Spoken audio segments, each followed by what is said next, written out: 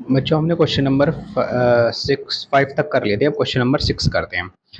A 1.5 metre tall boy standing at some distance from 30 metre tall building. मतलब एक तरफ क्या है, बिल्डिंग है, उससे 30 मीटर की डिस्टेंस पे 1.5 मीटर टॉल बॉय जो है वो खड़ा हुआ है। ठीक है, इसमें बस क्वेश्चन में लैंग्वेज समझनी है, बाकी इजी क्वेश्चन होते हैं। The angle of elevation from his eyes, तो आईज से उसके angle of elevation top of the building increase from 30 to 60, मतलब 30 से 60 हो जाता है। कब होता है? As he walks towards the building, मतलब वो बिल्डिंग की तरफ जाता है जब हो जाता है। ठीक है, find the distance he walk towards the building, तो हमें डिस्टेंस निकालना है कि वो बिल्डिंग की तरफ कितना चला है। ठीक है, क्वेश्चन आ गया आपको समझ में? क्वेश्चन नंबर 6 है ये। अब देखो, मान लो कि जैसे यहाँ पे क्या है, ये टोल बॉय है। ठीक है, ड्राइंग इतनी खतरनाक है, इसमें मत जाना। ये कितना है? 1.5 मीटर। और ये यहाँ पे से क्या है, बिल्डिंग है। तो एंगल ऑफ एलिवेशन कितना है? 30 से 60 हो जाता है, मतलब वो इधर की तरफ को जा रहा है मान लो। ठीक है, 30 से 60 हो जाता है। और क्या गिवन था हमारे पास? ये एंगल्स गिवन थे। 30 मीटर टोल बिल्डिंग, यानी कि बिल्डिंग कितनी है? 30 मीटर टोल है। तो देखो, बिल्डिंग कहाँ से होगी? पूरी यहाँ से सरफेस से, तो नीचे से तो होगी। जहाँ पे यहाँ पे मान लो ये ज़मीन पे है, तो यहाँ से बिल्डिंग बनी हुई होगी और यहाँ पे ये खड़ा हुआ होगा। ठीक है, तो बिल्डिंग कहाँ से होगी? यहाँ से लेके नीचे तक 30 मीटर। ठीक है, इन्हें नाम दे देते हैं। ये ए हो गया, ये बी हो गया, ये सी हो गया और ये डी पॉइंट हो गया है। ठीक है, अब करते हैं इन ट्राइंगल। सबसे पहले इसमें लगाते हैं ए बी सी में, इन ट्राइंगल ए बी सी। तो देखो, हमें वैसे निकालने क्या है, हमें निकालनी है ये सी डी। मतलब यहाँ से लेके यहाँ तक आ गया है वो, इधर को चल के जब भी, तो एंगल 30 से 60 हो गया, यानी कि हमें सी डी निकालनी है। तो सबसे पहले ये निकाल लेते हैं। अब देखो, जितनी 1.5 है तो ये भी तो 1.5 होगी, 1.5 मीटर।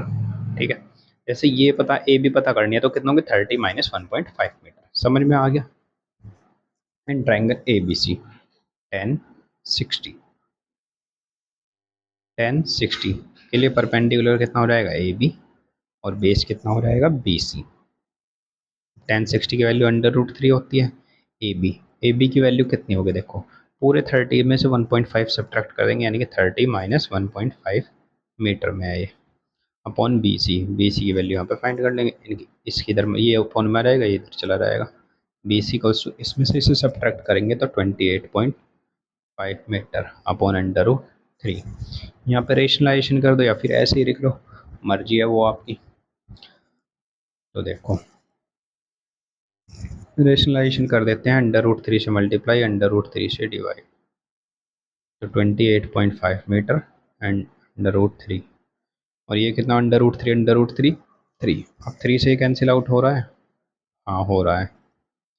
9 × 3 = 27, 3 × 5 = 15, यानी कि 9.5 √3 मीटर आ गई कितने? B C. अब देखो, इसमें लगा देंगे 10 30।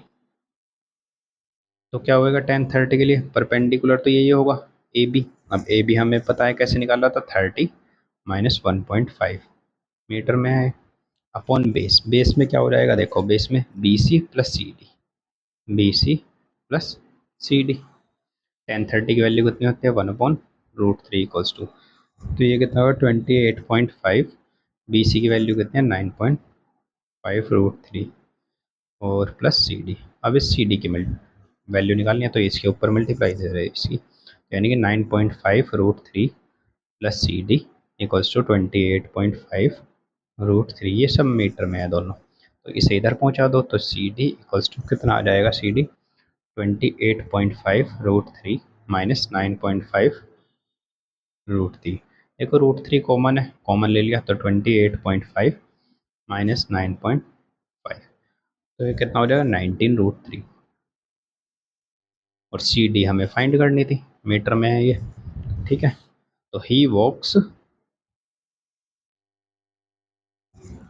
अंडर रूट और 19 √3 टूवर्ड्स बिल्डिंग, मतलब बिल्डिंग की तरफ कितना चला वो?